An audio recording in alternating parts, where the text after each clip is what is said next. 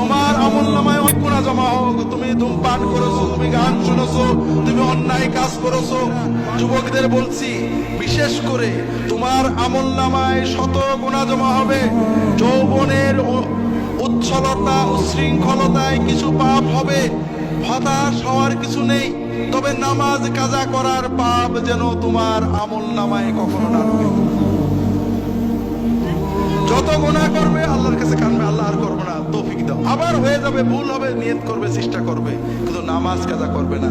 খেলার মাঠে ছিলে, ক্রিকেট খেলা দেখছিলে, টিভির সামনে ছিলে, সিনেমা হলে ছিলে, যেখানেই থাকো না কেন ওয়াক্ত হলে নামাজটা আদায় করবে। কিছু যদি না জানো, আজকে থেকে এখন থেকেই নামাজ, কিচ্ছু জানো না, ওযু করবে, দাঁড়িয়ে যাবে। যদি জামাতে পড়ো ইমামের পিছনে, না হলে দাঁড়িয়ে যাও।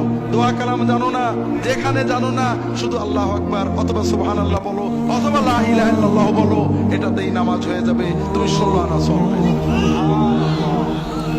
তবে পাশাপাশি নামাজটা শিখতে হবে। বিশেষ করে যুবকদের বলবো, নামাজটাকে প্রাণবন্ত করেছে গো মসজিদে যাওয়া। তুই যা করবি কর, কিন্তু মসজিদে আসিস না। এটার নাম ইসলাম নাকি ভাই? ও চুল রেখেছে, দুল পড়েছে, কোনোটা মাকরু, কোনোটা নাজেজ, কোনোটা গুনাহ হবে, কোনোটাই হবে না। কিন্তু সবচেয়ে বড় গুনাহ হলো নামাজ না পড়া, ঠিক না? কাজে ওকে যেভাবে আসে মসজিদে আসতে দেন, অন্তত নামাজটা পড়ুক। ওর জন্য দিনের সহজ বিষয়টা বোঝান। অনেকে বলে যে হুজুর দোয়া জানি না, নিয়ত জানি না, নামাজ পড়ি না, অনেক রকম আছে। আল্লাহর নামাজ কত সহজ করেছেন। আপনি যতটুকু জানেন, কিছু না জানলেন সুবহানাল্লাহ বলেও যদি নামাজ পড়েন, আল্লাহ 16 আনা সওয়াব দিয়ে দেন।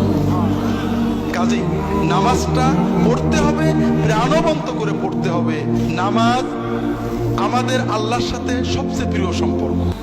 আমরা নামাজে অনেক ভুল করি, মেয়েরাও করেন, পুরুষেরাও করেন।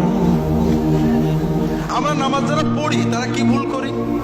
নামাজ পড়ছি কিন্তু রুকুতে যে কটাস করে উঠে পড়ি, পুরো না দাঁড়িয়ে আবার সেজদায় চলে যাই। সেজদায় যে তাড়াহুড়ো করি, দুই সেজদার মাঝখানে ভালো করে বসি না। এরকম মুসল্লি কি আপনাদের এলাকায় আছে? তো ভাইরা খুব ভালো করে বুঝুন, আপনি সূরা কিরাত জানেন না, নামাজ হবে। আপনি কোন দোয়া জানেন না, নামাজ হবে। আপনার কাপড় নেই, ন্যাংটো হয়ে নামাজ হবে। আপনার পাক কাপড় নেই, নাপাক কাপড়ে নামাজ হবে। কিন্তু রুকু সেজদা আপনি দিতে পারেন, খটোমটো করে দিয়েছেন, নামাজ হবে না। কারণ আপনি মালিকের সামনে গেছেন, প্রধানমন্ত্রীর সামনে গেলে, এমপির সামনে গেলে কত ভক্তির সাথে থাকেন, আর মালিকের সামনে মাথাটা নত করেছেন। আপনি একেবারে হঠাৎ করে উঠে পড়লেন, শান্ত হয়ে দাঁড়ালেন না। এইভাবে রুকু সেজদা করলে নামাজ হবে না। কাজেই অন্তরের মহব্বত দিয়ে নামাজ পড়েন। ছোট্ট একটা বলি, রাসূলুল্লাহ সাল্লাল্লাহু আলাইহি ওয়াসাল্লাম দুই সাজদার মাঝখানে কি বলতেন? রব্বে গফিরলি। কখনো ওটাই রিপিট করতেন, কখনো বলতেন রব্বে গফিরলি ওয়ারহামনি ওয়ারযুকনি ওয়াহদিনি ওয়াআফিনি ওয়া'ফু আন্নি ওয়াজবুরনি ওয়ারফা'নি। দোয়া করতেন। দোয়াগুলোর মানে কি? আল্লাহ আমাকে মাফ করে দাও, আল্লাহ রহমত করো, আল্লাহ আমার রিজিকে বরকত দাও, রিজিক বাড়িয়ে দাও, আল্লাহ আমাকে সুস্থতা দাও, আল্লাহ আমাকে বিপদ মুক্ত রাখো, আল্লাহ আমাকে নিরাপদে রাখো, আল্লাহ আমার ক্ষতি পূরণ করে দাও, আল্লাহ আমার মর্যাদা বাড়িয়ে দাও, ইত্যাদি। দোয়াগুলো কেমন লাগলো ভাই? কোন দোয়া বাদ থাকলো? বড় কষ্ট লাগে। বিপদে পড়লে কত দৌড়ান, কত জায়গায় দৌড়ান, ইনুস খতম করেন, কিন্তু দুই সাজদার মাঝখানে 5টা মিনিট বসে আল্লাহর কাছে সব চেয়ে নেবেন, এটা কপালে জোটে না। কাজেই ভাইরা একটু নামাজটাকে প্রাণবন্ত করে পড়ি। যুবকদের বলবো, তোমাদের সামনের জীবনটা বড় কঠিন।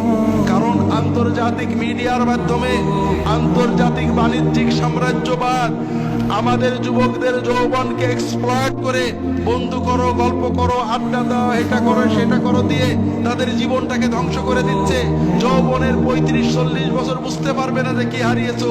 যখন 60, 70, 80, 90 যাবে তখন বুঝতে পারবে। কিন্তু ব্যাক গিয়ারের মতো কোনো সুযোগ জীবনে নেই। যদি জীবন এবং যৌবন দুটোকেই ভোগ করতে চাও, শুধু যৌবন নয়, তাহলে একটু সচেতন হও। অনেক কথা বলার ছিল, শুধু বলবো যে আর যাই হোক, নামাজ ছেড়ো না কখনো।